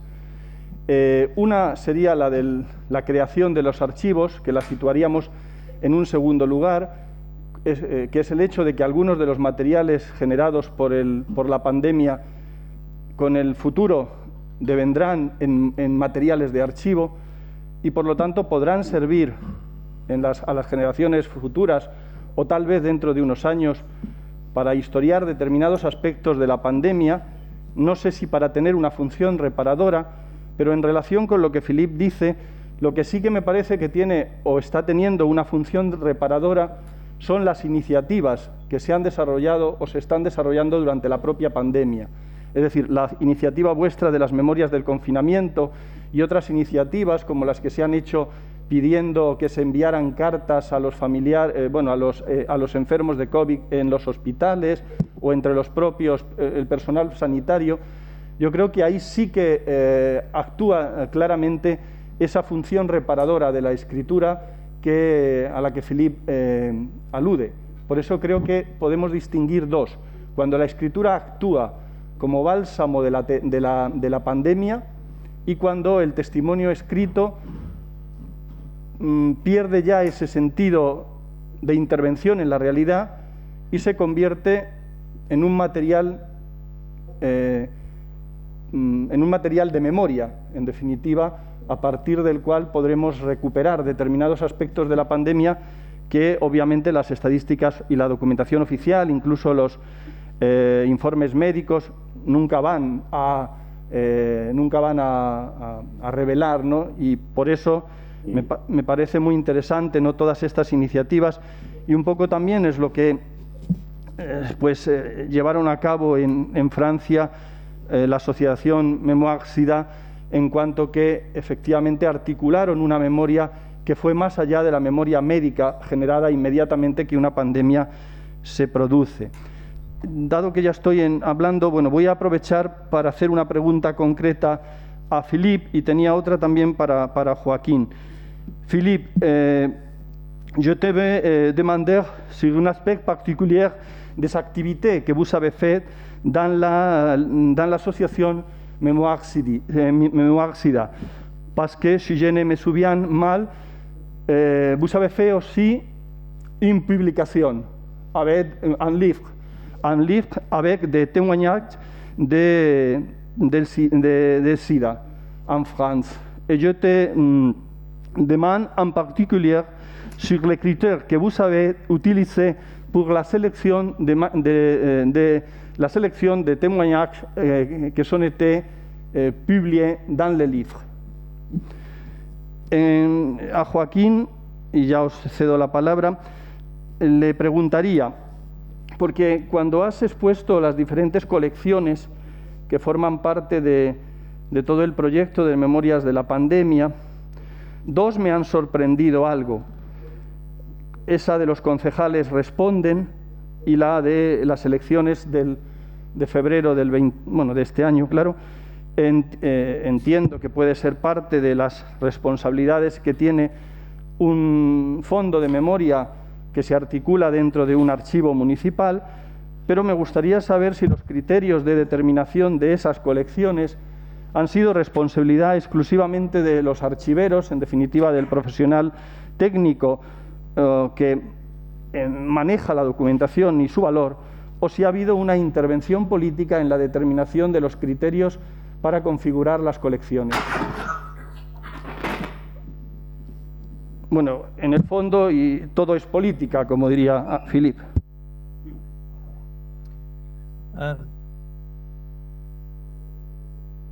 Bon, merci pour Antonio pour tes questions. D'abord, je voudrais dire que l'association SIDA Mémoire a été créée en 1998, c'est-à-dire 17 ans après les premiers cas de SIDA en France. Que cette association, elle a été créée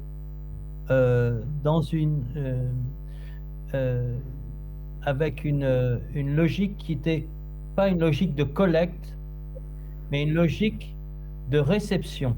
C'est-à-dire que nous avons fait savoir que les personnes qui étaient intéressées pouvaient déposer des documents, des égaux documents. Mais nous n'avons pas été prospectifs. Nous n'avons pas sonné aux portes. Nous ne sommes pas allés voir les gens en leur disant est-ce que vous avez des documents, etc., etc. Donc, ça me paraît très important dans la discussion que nous avons là, puisqu'au fond, nous sommes arrivés après. L'association est arrivée après. Souvent, les gens étaient morts. Souvent, ce sont les compagnons, les proches qui ont donné ou déposé. Donc ça, c'est une première chose. Alors, je voudrais aussi dire que ce n'est pas à partir du fonds de Sida Mémoire que nous avons écrit avec Janine Pierret un livre qui s'appelle Mémoire du Sida, mais à partir des archives d'un sociologue et de son équipe qui s'appelle, et que j'ai évoqué tout à l'heure, qui est Michael Pollack. Et le projet, donc d'un corpus absolument que je pourrais qualifier d'un corpus constitué, d'un corpus relativement uniforme, c'est-à-dire des entretiens avec des chercheurs en sociologie.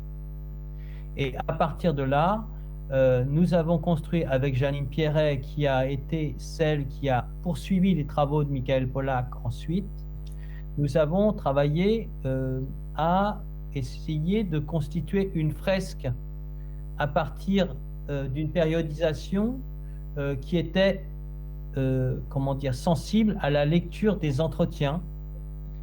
Donc les premières années, ensuite les années noires, les années 90, puis après l'arrivée des traitements et le retour à la vie. Donc nous avons travaillé par montage,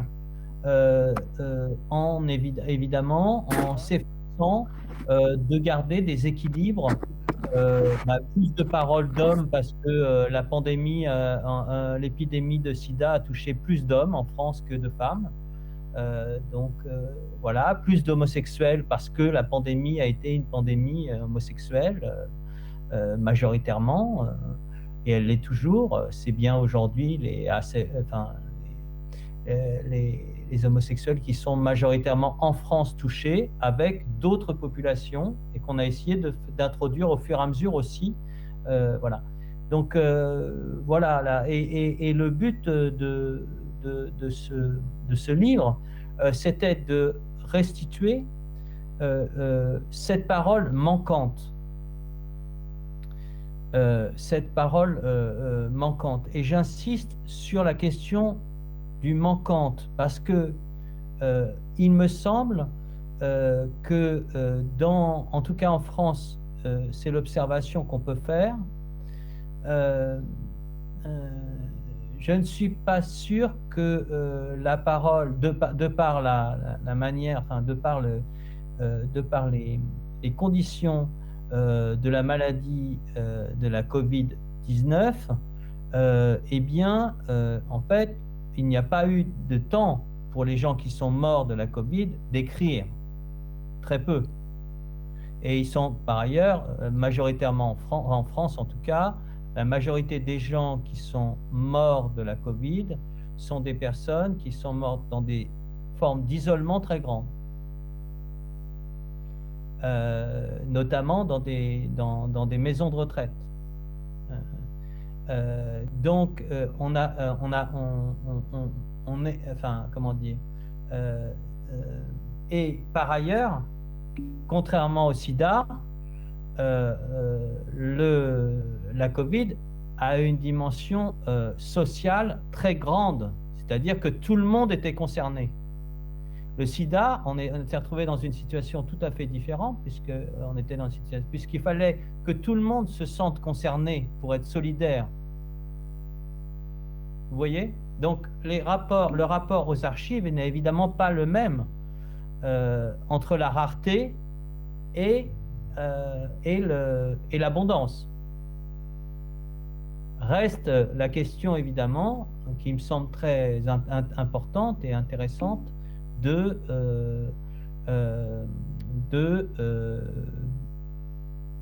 comment on pourrait dire, du deuil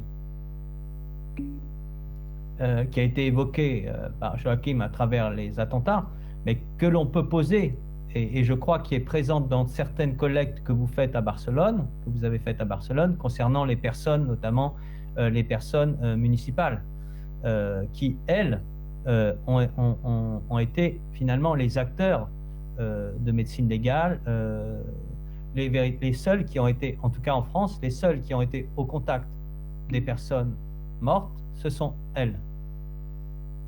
Et donc, c'est vrai que ça pose une question, quelles archives pour les morts, pas pour les vivants, pour les morts.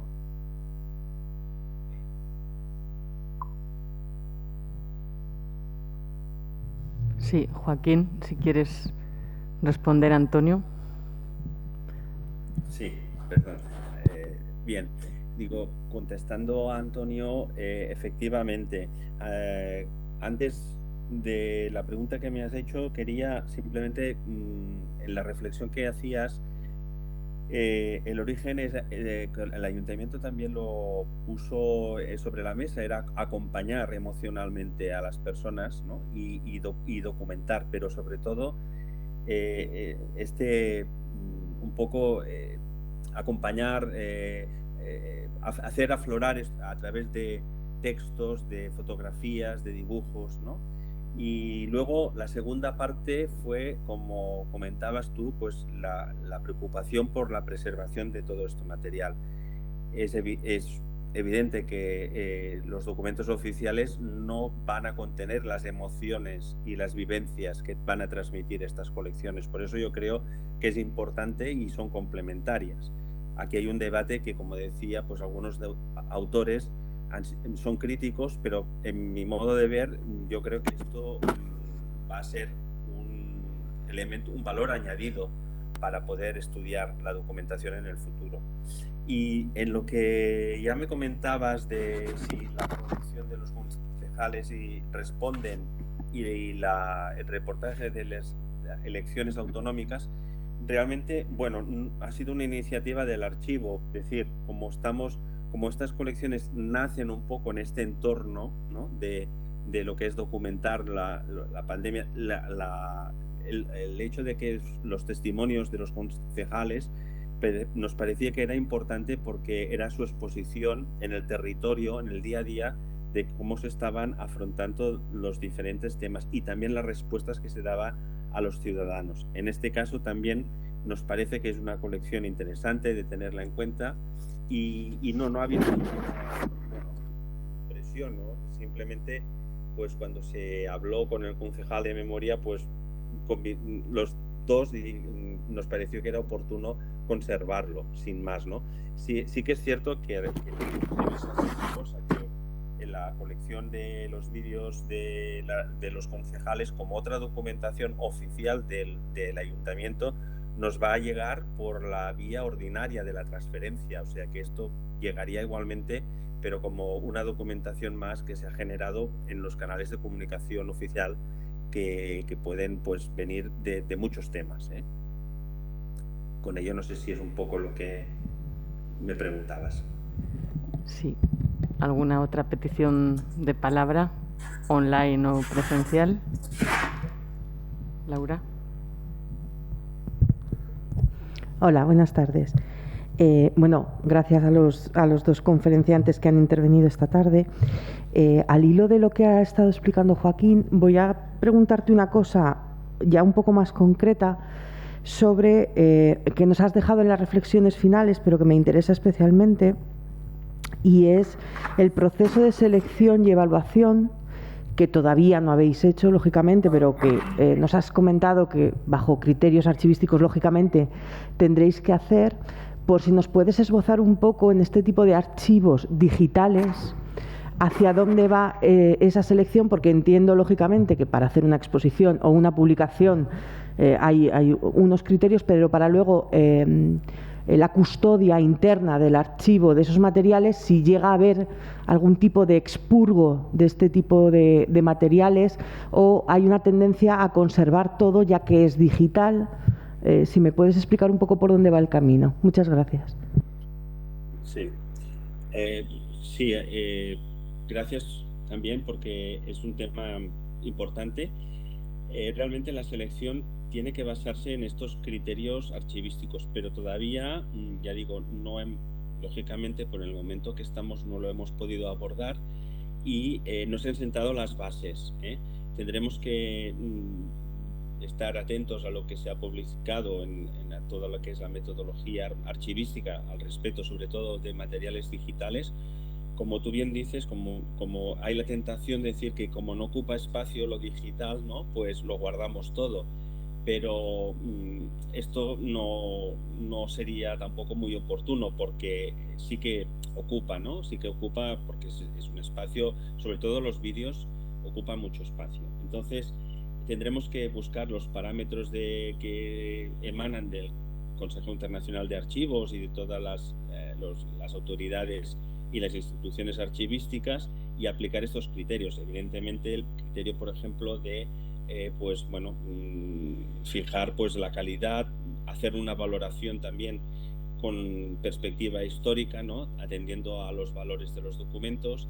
Y, por ejemplo, nos hemos dado cuenta, y esto en la fotografía digital sucede muchas veces, que como es muy fácil tener muchas fotografías al mismo tiempo, pues se mandan las mismas fotografías, ¿no?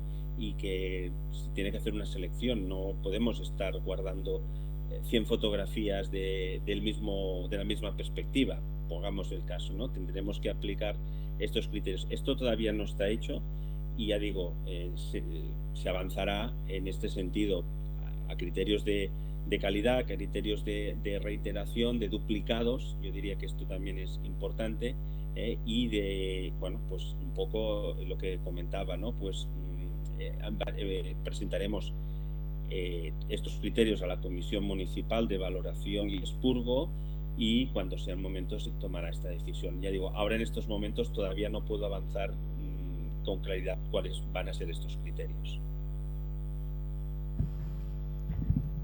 ¿Alguna intervención más?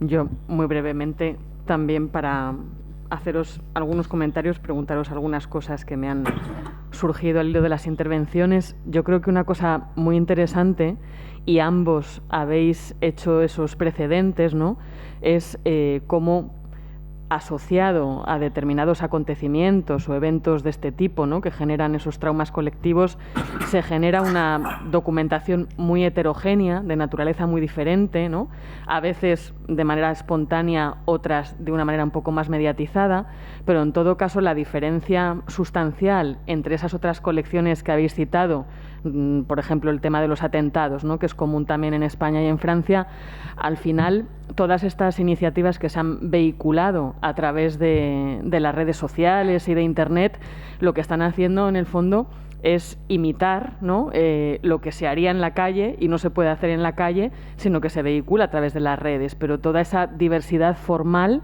toda esa heterogeneidad, ese multiformato, es una característica ya inherente a todas estas formas de expresión, ¿no?, del duelo colectivo, como decía antes también Philippe, y eso me parece muy interesante, que ambos os hayáis retrotraído a estos otros ejemplos en lo que lo virtual pues era prácticamente, también había, ¿no?, pero no en la misma medida, y sin embargo ahora, ¿no?, lo físico ha desaparecido y nos encontramos en otra dimensión. Y en ese sentido, yo creo que también lo has señalado tú, Joaquín, uno de los graves problemas con los que os vais a enfrentar los archiveros es el hecho de que los documentos sean analógicamente digitales o no. Porque, claro, si se conserva un documento que por origen es digital, pues bien, ¿no?, porque es su origen digital. Pero, claro, un documento real, bueno, real no, analógico, no físico, que se digitaliza y que el archivo guarda solamente la copia digitalizada de dicho original, pues ya plantea, ¿no?, otras problemáticas distintas. No sé si en ese sentido vais a intentar buscar esos documentos originales, digamos, o no. Es decir, se plantea una problemática tremenda, ¿no? Y un punto también que habéis tenido de conexión y que me parece muy interesante es la complementariedad que existe entre unos y otros archivos, ¿no? Decías tú, Joaquín, que es interesante poner en diálogo todas estas colecciones con otro tipo, ¿no?, de fondos documentales que se están reuniendo, similares o no. Y Philippe, por ejemplo, también nos ha estado explicando, ¿no?, cómo, por un lado, la memoria del SIDA en Francia está, ¿no?, en los archivos nacionales, en determinadas colecciones, y sin embargo también está luego el IMEC, ¿no?, toda lo que se ha reunido en los testimonios del IMEC. Por lo tanto, también hay un diálogo sobre un mismo acontecimiento en diferentes espacios de conservación que enriquece mucho a la hora de realizar las investigaciones, ¿no?, poder disponer de materiales tan distintos, de procedencias diferentes, y que al final, pues, aunque cuentan una misma historia, esa historia es distinta también, ¿no? Y bueno, esto era una reflexión, y a Philippe sí que quería hacerle una pregunta concreta, que en relación también a algo que él ha planteado, que es la función reparadora, ¿no?, de la escritura, y la función reparadora de todos estos fondos documentales o de estas colecciones documentales, ¿no? Y en ese sentido no sé si tiene constancia del uso que se ha hecho de los archivos del SIDA por parte de los propios enfermos, por parte de los propios pacientes. Es decir, en qué medida tanto el conocer testimonios, ¿no?, de escritores reconocidos que se publican en la prensa o en libros ha incentivado la producción de esos testimonios y ha sido reparador escribirlos, pero al tiempo también como la lectura o la consulta de esos documentos que se conservan en los archivos del SIDA puede ser reparador o puede ayudar, ¿no? Se puede utilizar con esa otra finalidad para los pacientes, dado que otra de las características, y ya con esto termino, que ambos habéis comentado, es el hecho de que todos estos fondos, colecciones, archivos, según cada caso, ¿no?, al final también están vivos, ¿no? Es decir, están abiertos, siguen llegando documentos. En el caso del SIDA me imagino que ya menos, pero bueno, sigue existiendo, por lo tanto son archivos que no han cerrado sus puertas a la ciudadanía en ningún momento, ¿no?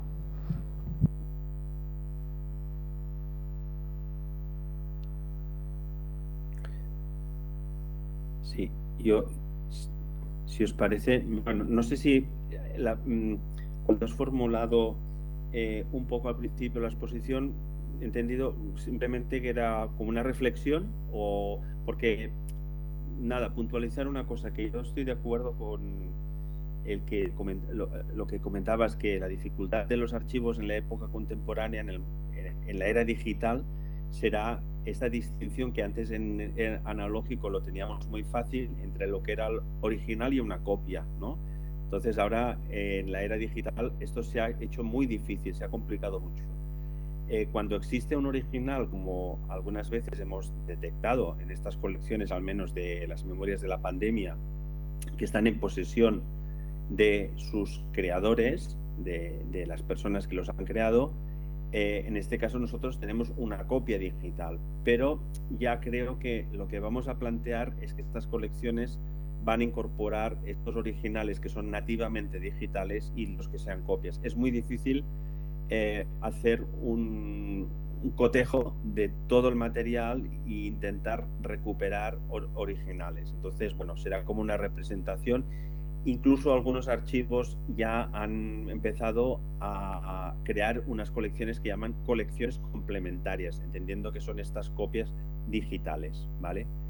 Y la otra cosa que también estoy de acuerdo contigo es la proliferación de las colecciones que han surgido de entidades, de asociaciones, ciudadanos. O sea, claro, es un mundo tan explosivo el de la información, el de la documentación de nuestros días, que esto realmente es, podríamos decir a veces, incluso un poco difícil de abarcar todo. Entonces tenemos que poner estos límites. Por esto os decía que nosotros hemos dejado de momento al margen algunas colecciones que son de entidades y de asociaciones, porque hay problemas en el tema, sobre todo, de derechos. El derecho de la utilización, de la reutilización es muy importante. Y si no tenemos derechos, esto pues es como tener pues un almacén sin poder utilizar. Entonces nosotros no vamos a aceptar nada sobre lo que no tengamos derechos.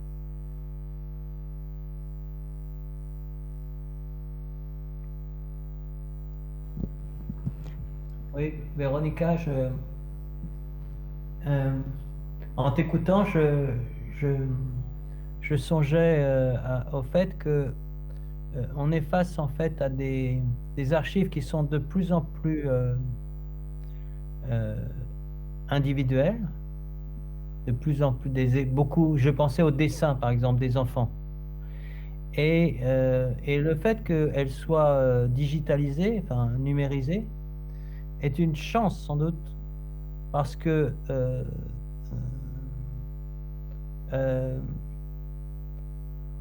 une pandémie, c'est précisément un événement collectif.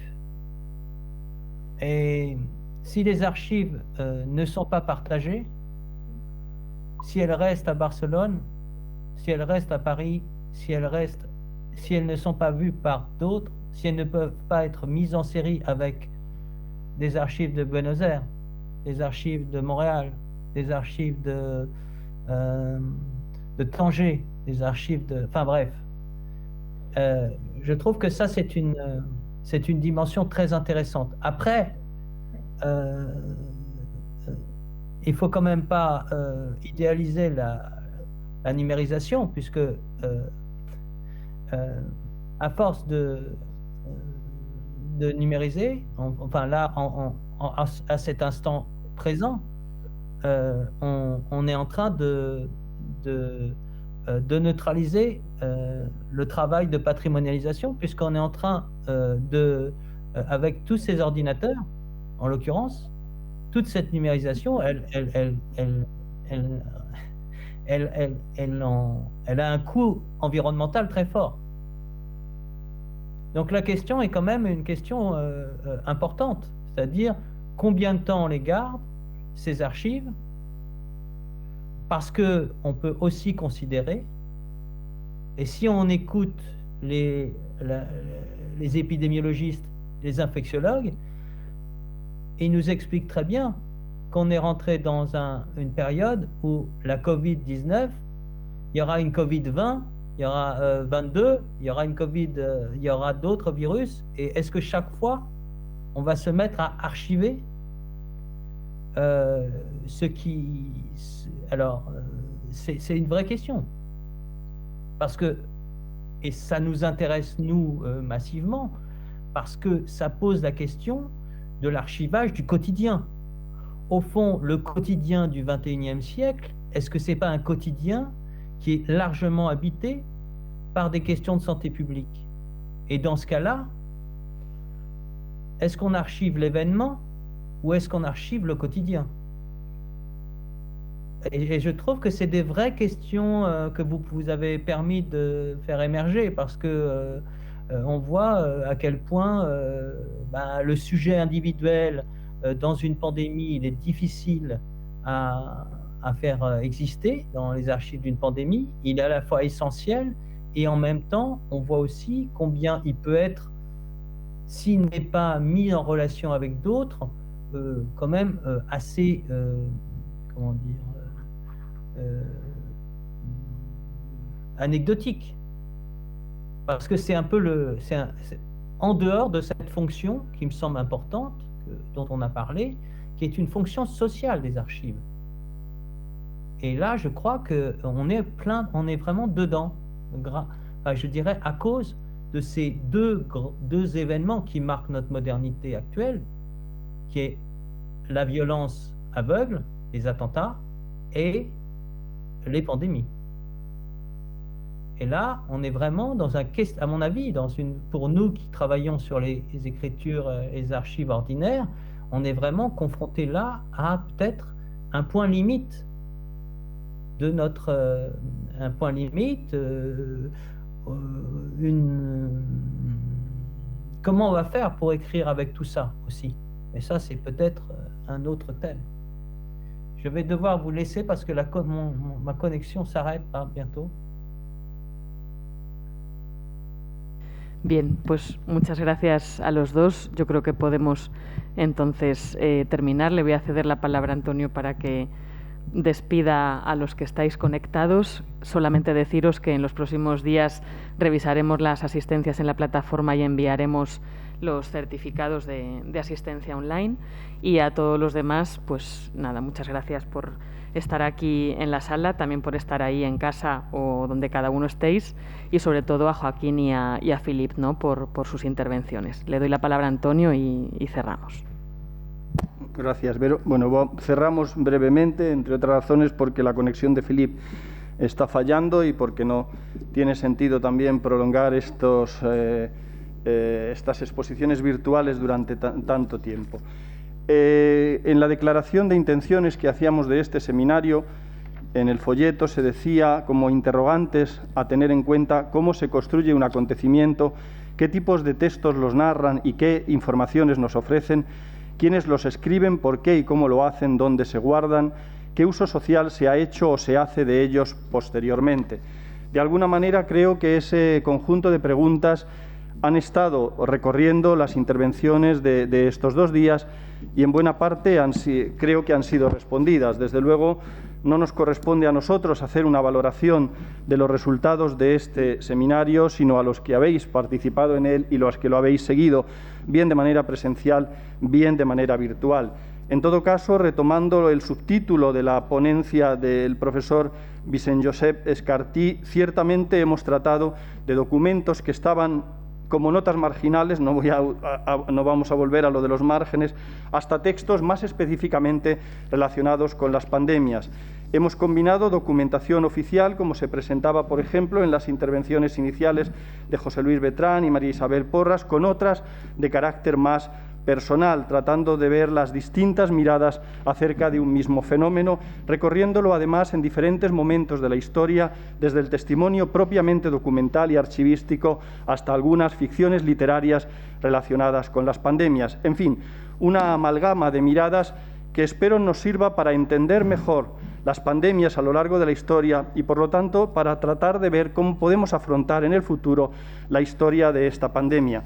Tal vez en el débito de lo que nos hubiera gustado tener y no hemos podido lograrlo en todos los coloquios, siempre ocurre lo mismo porque se contactan diferentes personas y al final unas pueden y otras no, pero sí que, por ejemplo, en esta sesión de la conservación y del uso que se hace de los documentos, nos hubiera gustado contar con una intervención de alguien que representara al Imperial War Museum de Londres y el fondo que tienen de cartas sobre la gripe del 18-19, pero finalmente no pudieron aceptar nuestra intervención. En todo caso, creo que lo que aquí se ha presentado, como digo, es bastante para entender estos vínculos que la escritura establece con cualquier acontecimiento y, por lo tanto, también con estos acontecimientos trágicos que a lo largo de la historia se van sucediendo y entre ellos la COVID-19 que nos ha tocado sufrir a las generaciones actuales.